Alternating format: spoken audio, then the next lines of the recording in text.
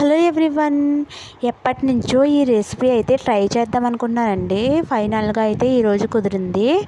ఇంకా వంకాయ ఇష్టపడే వాళ్ళకైతే ఈ రెసిపీ చాలా బాగుంటుందండి. ఇంకా ఏదేమో అనుకున్నాను కానీ చేసిన తర్వాత చూస్తే చాలా టేస్టీగా అనిపిస్తుందండి.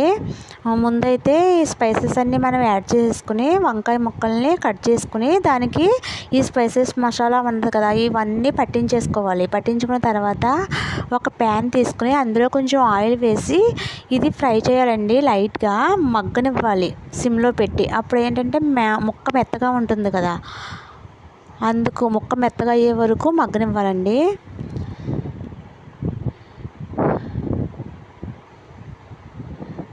ఒకవైపు కాలిపోయిన తర్వాత మరొక వైపు అయితే తిప్పుకోవాలి. తర్వాత ప్లేట్లోకి అయితే తీసుకున్నానండి. ఇప్పుడు తాలింపులకు కావాల్సినవన్నీ యాడ్ చేసుకొని తాలింపులు అయితే వేసుకున్నాను.